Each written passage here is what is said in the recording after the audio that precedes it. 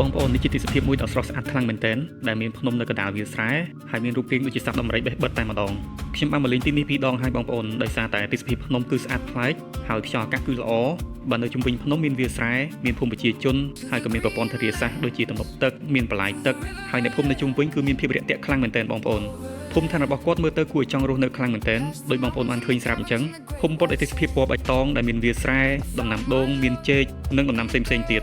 ពេលដែលបានឃើញទេសភាពស្រុកភូមិបែបហ្នឹងគឺថាស្រស់ស្រាយខ្លាំងហើយមានអារម្មណ៍ថាមានក្តីសុខខ្លាំងមែនទែនដោយបងប្អូនយើងខ្លះតែងតែសម័យថាចង់មករស់នៅទីកន្លែងមួយដែលនៅទីជនបទមានវាលស្រែមានដំណាំមានសត្វចិញ្ចឹមអីចឹងណាអញ្ចឹងបើបានមកលេងទីនេះវាហាក់បីដូចជាកន្លែងមួយដែលនៅក្នុងក្តីសុបិនរបស់យើងអញ្ចឹងបើកលេចមកមើលភ្នំដំរីនេះវិញទេសភាពពិតជាស្អាតមិនធម្មតាដូចជាសត្វដំរីយក្សកំពុងតែឈរនៅកណ្ដាលវាលស្រែអញ្ចឹងឃើញហើយសឹងតែមិនជឿនឹងភ្នែកព្រោះថាដូចជាសត្វដំរីខ្លាំងមែនទែនបន្ថែមពីលើទេសភាពដ៏ប្លែកនេះនៅឯផ្នែកខាងក្នុងភ្នំអ្នកភូមិបានប្រាប់ថាមានរូងមានលំអាងភ្នំជាច្រើនហើយមានសន្តានប្លែកៗគួរឲ្យចាប់អារម្មណ៍ដែលជាកន្លែងស័ក្តិសិទ្ធិហើយក៏មានវត្តអារាមមួយនៅជាប់ជើងភ្នំផងដែរដែលភ្ញៀវទេសចរយើងអាចចូលទៅកម្សាន្តបានហើយនៅក្បែរភ្នំដំរីមានភ្នំផ្សេងៗទៀតដែលសុទ្ធតែមានសម្រស់ស្រស់ស្អាតដូចជាភ្នំកំពង់ត្រាចដែលភ្ញៀវទេសចរយើងតែងតែទៅកម្សាន្តជាហូរហែតែប្រហែលជារំលងភ្នំដំរីដែលនៅក្បែរគ្នានេះអញ្ចឹងហើយបងប្អូនយើងដែលមកលេងភ្នំកំពង់ត្រាចកុំភ្លេចហួសមកលេងភ្នំដំរីផងអត់ទៅណាឆ្ងាយទេ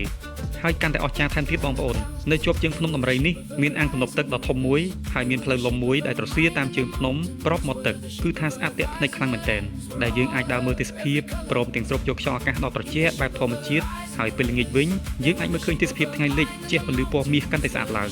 បើតាមការឲ្យដឹងពីបងប្អូនប្រជាពលរដ្ឋក៏បានប្រាប់ថាអាជ្ញាធរកំពុងតែរៀបចំផែនការមេលម្អិតដើម្បីកែលម្អនិងលើកកម្ពស់សោភ័ណភាពភ្នំដំរីឲ្យក្លាយជារមណីយដ្ឋានទេសចរណ៍ដ៏ស្រស់ស្អាតមួយជាពិសេសនៅលើអាងទំនប់ទឹកដែលជាប់ជើងភ្នំនិងមានសង់ជាកន្លែងកម្សាន្តមានខ្ចុះអង្គុយលេងលើទឹកហើយក៏មានម្ហូបកំងបានភ្លាមៗតែម្ដងខ្ញុំជឿថានៅពេលដែលទីនេះបានរៀបចំសោភ័ណភាពបានស្រស់ស្អាតរួចរាល់ហើយនោះនឹងអាចស្រូបទាញទេសចរមកកម្សាន្តបានយ៉ាងច្រើនព្រោះដោយបងប្អូនយើងបានឃើញស្រាប់អញ្ចឹងទេសភាពភ្នំពិតជាស្រស់ស្អាតខ្លាំងមែនទែនដែលជាក់ស្ដែងខេត្តកំពតគឺមានកន្លែងធម្មជាតិស្អាតៗជាច្រើនមិនថាភ្នំទឹកជ្រោះឆ្នេរសមុទ្រដងព្រែកនិងកន្លែងផ្សេងៗទៀតបានធ្វើឲ្យខេត្តកំពតមានកេរ្តិ៍ឈ្មោះល្បីល្បាញខ្លាំងខាងវិស័យទេសចរណ៍ភ្នំដំរីមានទីតាំងស្ថិតនៅក្នុងភូមិភ្នំដំរីឃុំដំណាក់កន្ទួតខាងជើងស្រុកកំពង់ត្រាចខេត្តកំពតដែលមានចម្ងាយប្រហែលជា27 គីឡូម៉ែត្រតែប៉ុណ្ណោះពីទីរួមខេត្តកំពត